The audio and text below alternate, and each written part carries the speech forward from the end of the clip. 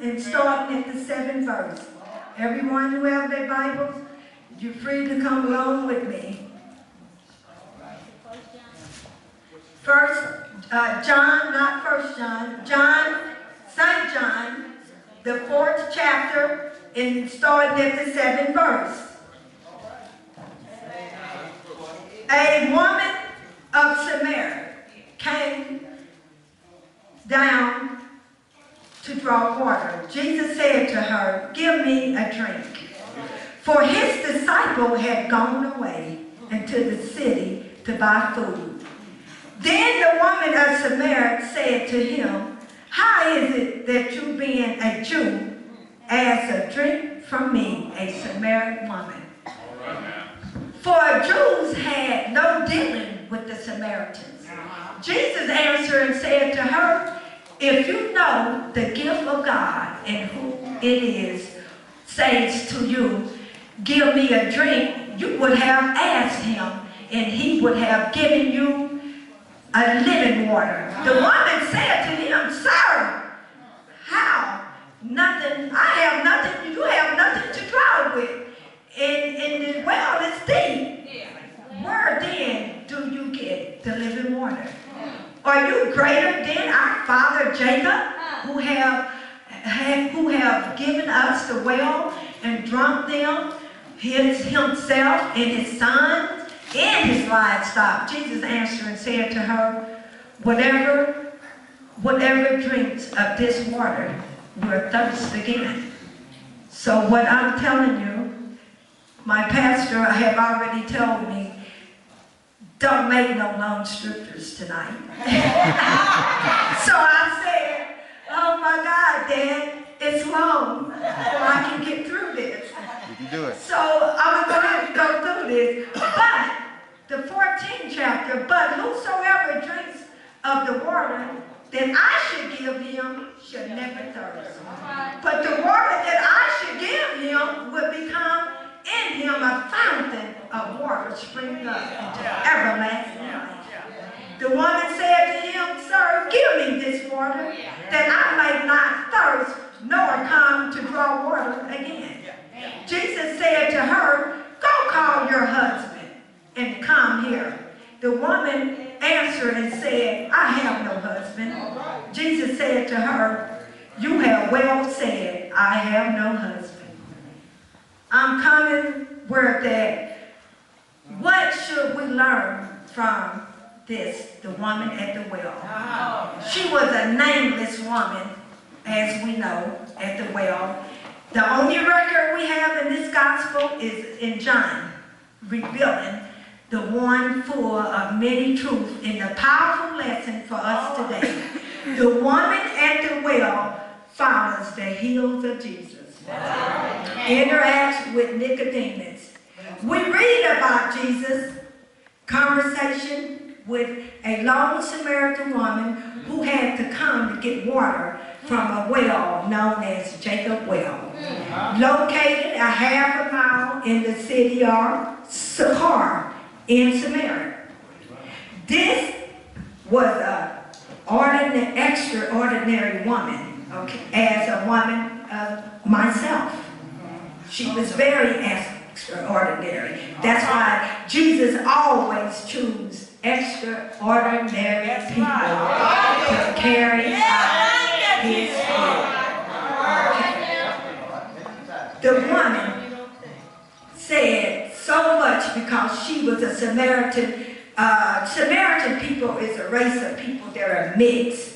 If you know anything about, they call mulatto, which they're not black, neither are they white, because their parents, one is black, one is white. That's a mixed group of people. That's what the Samaritans was. They was a mixed group of race.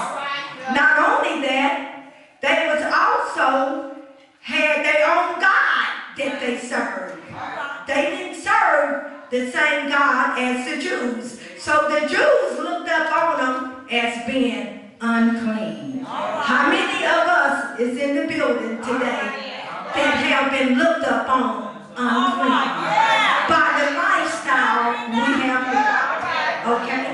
So you can go that with yourself, if you're being found doing things that people didn't approve of. So what happened, having no claim there of God because she was an outcast, looked down on by her own people.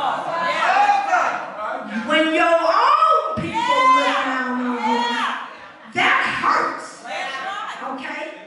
But her own people looked down on her. She was the outcast.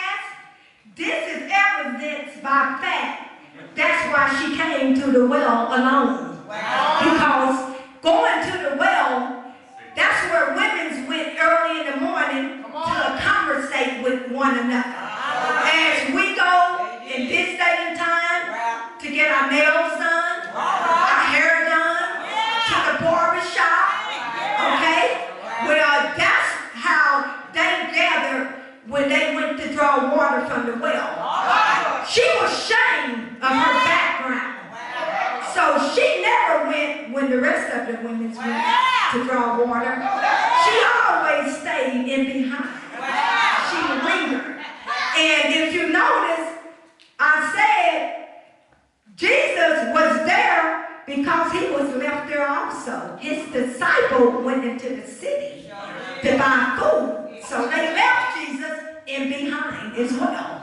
So it was an extraordinary encounter for both of them.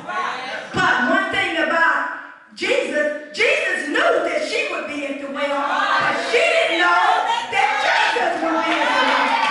Okay? So that's what made it an encounter, because she had no idea that Jesus would be there. And then him being a Jew, and I can look at the Samaritan woman, as Jesus told her, if you can remember, you have had 5 husbands. And the more you live with, it's not your husband either. Okay? So in my mind, as us being women, she wasn't married, but she seen Jesus. She could have thought, this is number 6 husband for me, that she had a catch. Well, she did. She had caught the best man that she could ever have in her life. And that's what she didn't know. That when she met Jesus, she thought it was in the physical, but it wasn't physical. Jesus didn't look upon her as she was looking upon him as another catch. Okay? But Jesus had to offer her. No man could offer her these things. Sometimes we got some guys offer you a big house, a diamond ring, a Rolls Royce, plenty of money in the bank, a credit card, plenty of water, okay? But the thing about it is they can take it back. Okay? They can take that back from you. Okay? Because obvious, she had been through a hard time in her life. Could you imagine the husband you have now and having 5 of them? Just like the same one you have? Could you imagine that? That got to be a lot of wear and tear to having to go to one, number 2 husband, number 3, number 4, number 5. But one thing about it, she didn't know that she was a special lady. And she had a way with men, y'all. And some women that can draw men, because she was able to even draw Jesus. So she was a very extraordinary woman that she drew Jesus. And the 5 husbands, and had number 6 in line. So she went on. And the thing about this, when they go to draw the water, she was so ashamed of her lifestyle that she didn't conversate with too many people. And I can imagine how the story goes. Everybody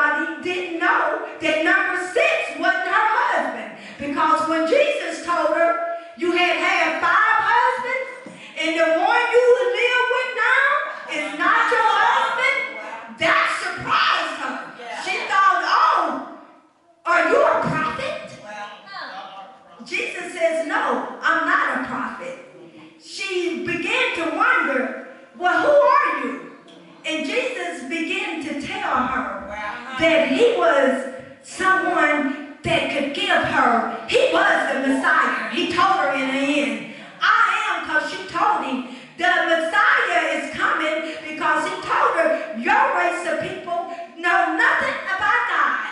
And she says, okay, but the Messiah is coming to tell us everything. Jesus looked, as he's looking upon everybody tonight, I am the Messiah. I am who you're waiting on. Oh, and she took it in, and one thing about it, when Jesus told her, you know, she had to be looking for something. One thing about it, you got to be looking for something to find something. The Lord said, knock, the door should be open. Seek, you should find. The woman was looking for something more than a husband. Okay? And Jesus was able to give her something more than a husband. What was Jesus able to give her? The same thing he's able to give her. And he has given me everlasting water. Water that I can go to your home, and people have a thing of buying water now. You get there, they might give you faucet water. They won't give you the broad water. But Jesus didn't say that. And I often said this right here before I went on, that we have a cliche saying, you never miss your well till your water runs dry. First of all, you have to have a well to miss the water before it runs dry. So right now, if you don't have a well that God hasn't given you, you need to find out how do you get the well of the everlasting water. I found out that we all have a measure of faith that God gave to every last one. I found out that I had a well. I didn't know how to use the pump until God told me, there's your pump. And I started pumping. And as I began to pump, the water began to overflow. It started running. And it started overflowing. It got me up here because I was thirsty in a dry land. I found out that nothing I could do was quenching my thirst. So that's what brought me to Jesus. And what I'm saying to you, everyone, that it's nothing that we can do in this life that'll keep us from God using us. You can't do enough wrong. You can't be ashamed whatever your background or your past, because some people is never going to let you live your past now. But that ain't what Jesus did to the woman at the well. He forgot about her past.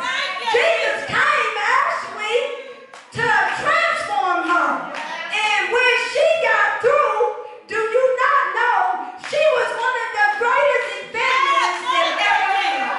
Even when Jesus got through with her, she still ran to a group of men. And you know what? They followed her too. And says, come and see this man. I'm able to tell me all about my past. Everything that I ever did in life. And they came and they followed her. So she had to be a special woman because she could get not women but men to follow her. And they did follow her. But this time they followed her to Jesus. And they met with Jesus. Jesus, and their statement was, we don't have to believe what you're telling us. Y'all don't have to believe me tonight. All you got to do is pump your well and open up your living Bible, and you'll have the everlasting water that God has given me. And that's what he told them. They begged Jesus. Jesus, could you stay 2 more days until the finish? Jesus looked at them, and Jesus said, yes, I will stay. But right now, you guys don't have to beg Jesus to stay. Why? Because the Spirit of the truth, you do not have to beg Jesus. Why? Because he dwells within us, y'all.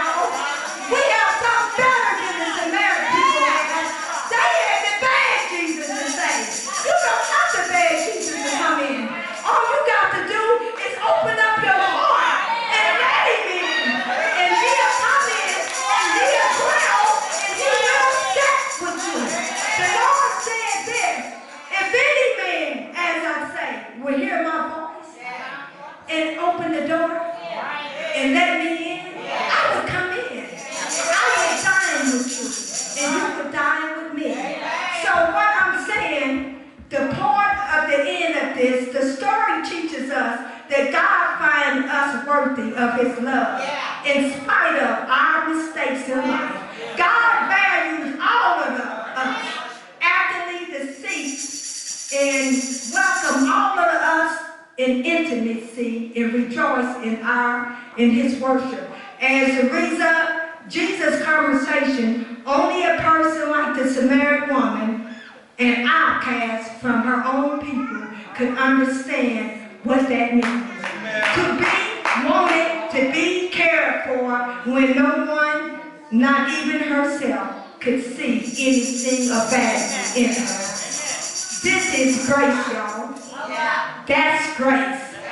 God gave the Samaritan woman grace. And I would say this, if you're looking for grace, if you're looking for eternal life, I didn't say a part-time life, eternal, because we live in here, you guys.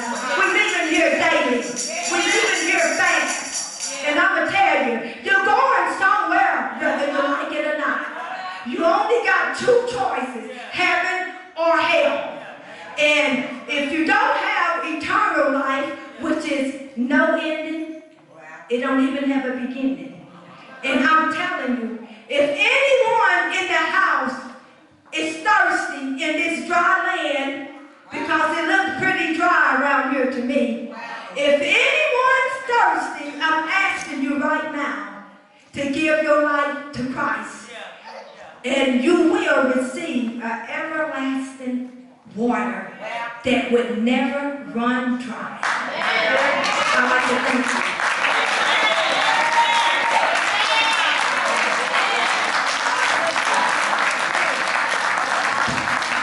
I know the Lord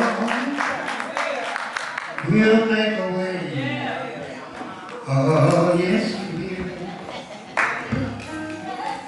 I know